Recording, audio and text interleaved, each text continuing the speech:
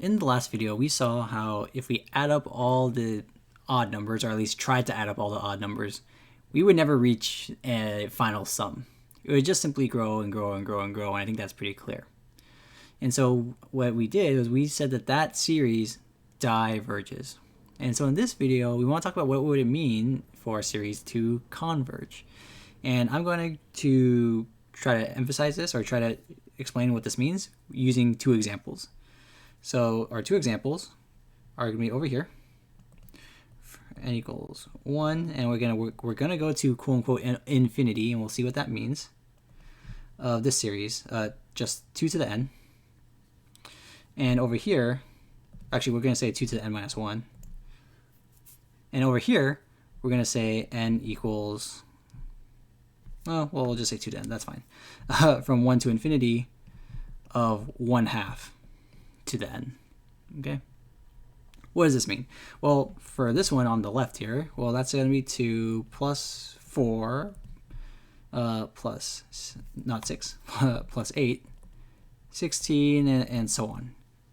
And because we're stopping at quote unquote n equals infinity, we're never going to stop. Okay, this one over here, that's going to equal 1/2, 1/4, 1/8, 1/16, and so on. Okay, the one on the left, I think, should look similar to the sum of all the odd numbers, where the numbers that you're always adding to your partial sum. They're only getting bigger, and so it would make sense that this actually goes on forever, and therefore it never actually doesn't have a ceiling either. And you'd be totally right. But notice that this one is a geometric series, and so I should be able to apply my geometric series formula here, or partial sum anyway.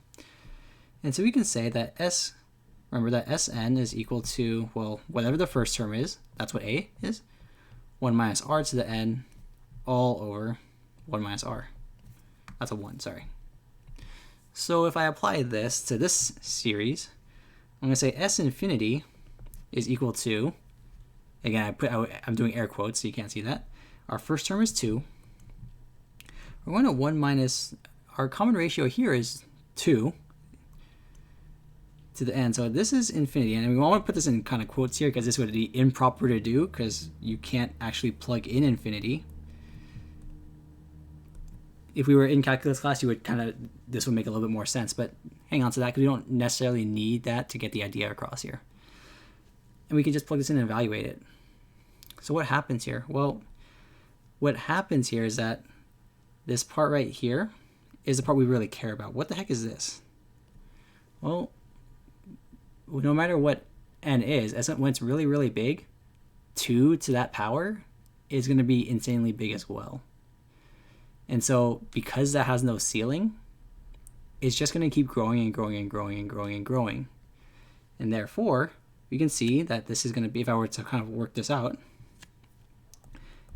is going to be equal to 2 times 1 minus some giant number, effectively infinity, right? All over, well, this would be -1, right? Now, this number on its own is negative, but this is also negative. And so our end result is going to be some giant positive number. I hope you can kind of see that there. And therefore, we would say that this series also, again, diverges, because I have no idea what that's going to be. And in fact, it's just going to get bigger and bigger and bigger. It diverges. But let's compare that to this other one here. Again, we're going to use this same formula here. Okay? So in this case, S infinity, and which we will actually just call, well, hang on to that. Well, our first term is 1/2.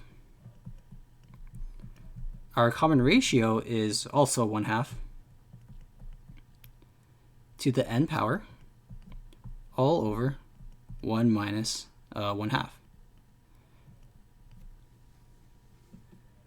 Okay, so let's actually simplify this as much as we can. Oh, sorry, and then instead of n, we're actually going to plug in, quote unquote, infinity. Okay, so let's see what happens here. Is that if I were to do this, well, in the bottom here, 1 minus 1/2 is just 1/2, and 1/2 divided by 1/2 is 1. So actually, the partial sums here are equal to 1 minus 1/2 to the quote-unquote infinity power. Now notice, even if we didn't plug in infinity, if I just wanted to figure out what n is, right? Sn for this particular series is always actually going to be equal to 1 minus 1/2 to the n.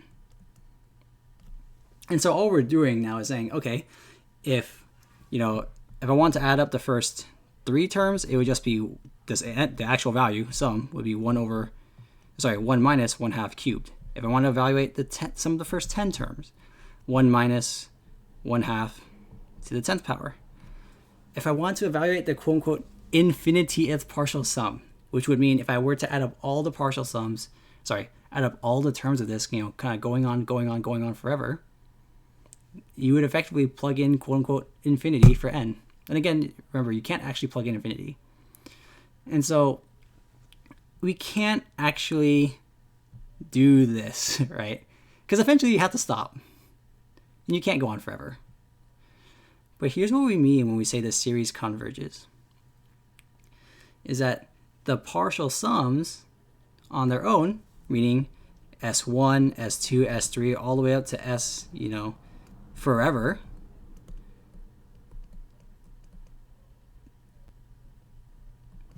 that those values get closer and closer to some finite number. And we can do that if we just kind of plug it, quote unquote, plug in n equals infinity. And again, I know you have not taken calculus yet, assuming you're watching this video in Algebra 2. But we can kind of estimate what's going to happen here. Because check this out. Well, when I plug in, again, quote unquote, plug in infinity for n, well, what is 1/2 raised to some bigger and bigger power? Well, because 1/2 is, a fraction that's less than 1, that number just gets smaller and smaller and becomes tiny and is effectively 0. And so what this means is that S infinity, quote unquote, is equal to 1, and we would say, therefore, that not the partial sum, the actual sum of this series, if we were to keep going and going and going, is equal to 1. Again, we can't actually do this. Cannot, right? Because again, you're going to always be a tiny, tiny bit off. But when we say that this series, this infinite sum, not partial sum, equals 1, we're simply saying that the partial sums, as if we were to write them all out, list them all out, they're getting closer and closer to whatever that series converges to. In this case, it's 1. Okay? Now again, not every series is going to work out this way, and sometimes you'll find a series that converges, and you don't even know what it converges to, which is kind of crazy to think about. And you'll see examples of that when you take calculus. But I just want to give you an idea of what that looks like right now, because we are talking about series, and I think this is just really fascinating to think that you can just add up things over and over and over again, and yet get kind of get a stopping point. I think it's just kind of amazing and kind of crazy if you think about it. So thanks for watching. Again, I don't expect you to be a master of this at this point just watching this video, but I do hope that it at least has piqued your curiosity. Alrighty? So thanks for watching, and I'll see you in the next one.